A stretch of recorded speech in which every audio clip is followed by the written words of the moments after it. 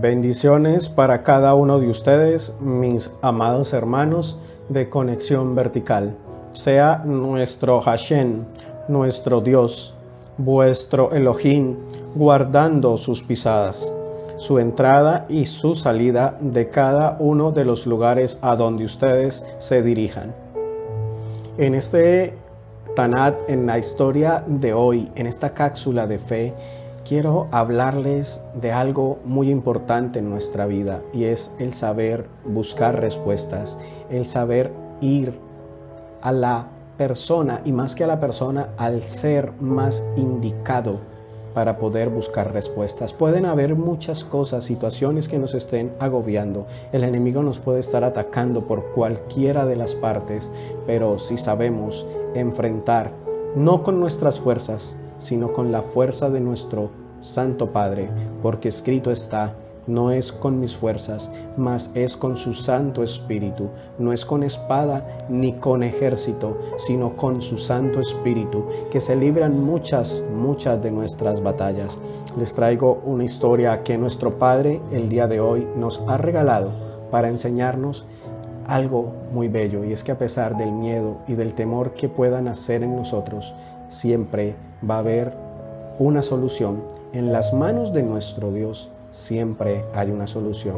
Tan solo es creer, confiar y aceptar la voluntad de Dios en nuestras vidas.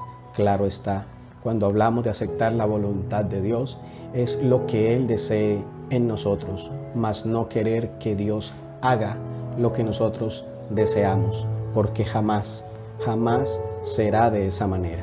Les traigo la historia de un rey de Israel, pero a mí me encanta la manera como Dios se mueve, la manera como Dios se muestra a su pueblo, porque Él no tiene una sola forma de moverse, Él tiene muchas maneras de moverse para poderse mostrar hacia su pueblo.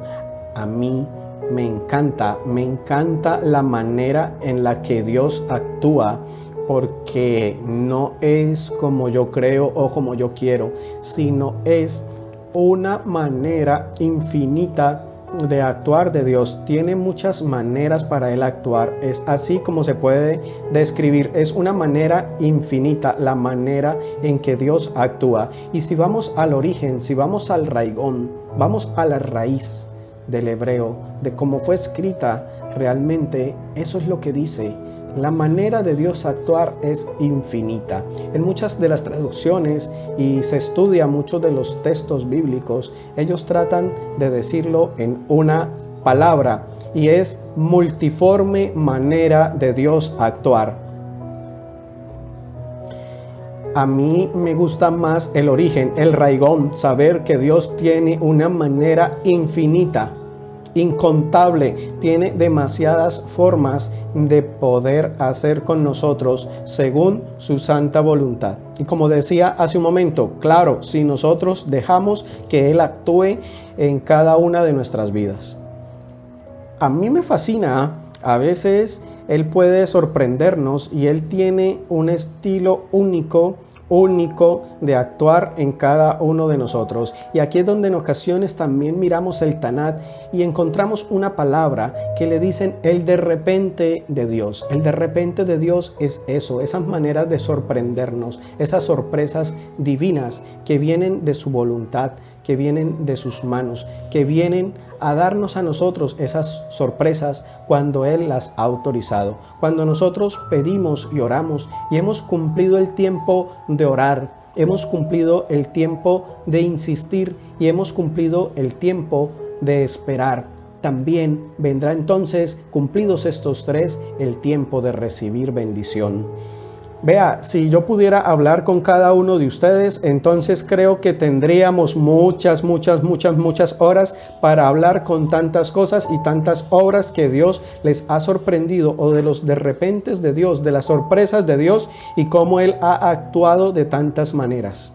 Hay una de las historias bellísimas que están en la Escritura, porque todas me fascinan, pero hoy, como les mencionaba, quiero hablarles de un rey, del rey Josafat, o Josafat como lo conocemos. Rey que experimentó un estilo único de actuar de Dios. Y mire, la situación de Josafat no se aleja mucho de la tuya ni de la mía, en ninguna circunstancia, porque es que en ocasiones nos encontramos en situaciones y nos enfrentamos a situaciones fuera de nuestro control. La mejor forma de ver resultado positivo es buscando a Dios. Cuando yo busco a Dios, cuando busco de Él la respuesta que nos entrega, siempre va a ser muy positiva y van a venir los resultados más maravillosos. Pero ¿sabe qué es lo más importante? Que Josafat, este rey, sabía buscar a Dios. En él estaba siempre presente tener esa comunión, esa conexión con Dios. Él buscaba siempre a Dios, porque el rey Josafat tuvo que enfrentar una situación humanamente incómoda, asustadorcísima. ¿Y dónde se encuentra esto? Esto se encuentra en el Tanat, en Segunda de Crónicas, capítulo 20, del versículo 1 hasta el 30. Pero esto es larguísimo y yo no les voy a leer en este momento eso. Pero permítame sí leerles tan solo algunos de estos versos, unos cuantos renglones del capítulo 20. Dice que después de esto los moabitas, los amonitas y algunos de los meunitas le declararon la guerra a Josafat. Tres regiones, 3 ejércitos le declararon la guerra a Josafat. Y alguien fue a informarle. Y vinieron y le dijeron: ay rey, mi rey, del otro lado hay una multitud y vienen contra ti. Y yo estoy calmado en este momento de pronto para decir y contar esto de la manera y a lo que estaba sucediendo en aquel momento, y cómo el mensajero llegaba a los pies de su rey Josafat a contarle lo que estaba sucediendo. Ahora están en Gesesón, y en Tamar, y en Engadí. Atemorizado Josafat, dice la escritura, dice que a pesar que Josafat conocía a Dios de su poder, se atemorizó. Y dice que atemorizado Josafat decidió consultar al Señor, porque tenía miedo y todo, pero consultó al Señor y proclamó un ayuno en toda Judá. Y entonces los habitantes de toda la ciudad de Judá llegaron para poder pedir juntos la ayuda del Señor Jehová, Dios de Israel, Dios de los ejércitos, Yahweh Sebaot. ¿Cómo ven esto? Tuvo que enfrentar esta situación, pero él acudió a quien debía, a quien tenía que acudir. El enemigo lanza un ataque, no era uno, sino eran 3 los que venían a acabar con Judá. Ninguno de los presentes podía decir que les iba a hacer frente en ese momento. Y siendo realistas, de nosotros en la actualidad, ni tú ni yo estamos exentos al ataque del enemigo, pero al igual que Josafat, nosotros muchas veces vamos a ser atacados por multitud de enemigos, no solamente uno, sino a veces es que cuando llega uno o llega una de las dificultades, llegan todas al mismo tiempo, y hay muchas maneras que el enemigo nos puede atacar, y hay muchas maneras o muchos momentos que en nuestras vidas en donde pensamos que los ataques que vienen a nuestra vida son muchos y que no los vamos a poder soportar. ¿Y qué hacemos? Pero mire lo que nos enseña Josafat. Tuvo miedo, sí, como humano que era, porque venía en contra de él el enemigo, pero ¿qué hace? Se humilla, reconoce su estado, reconoce delante de Dios que sin él nada podía hacer, y es lo que tú y yo debemos hacer, que en medio de cualquier situación debemos humillarnos, y puede haber miedo y temor, pero nada de eso puede hacernos desistir ni hacernos olvidar de Dios. Debemos ir delante de nuestro Creador, delante de nuestro Dios, orar, y Él nos da la respuesta.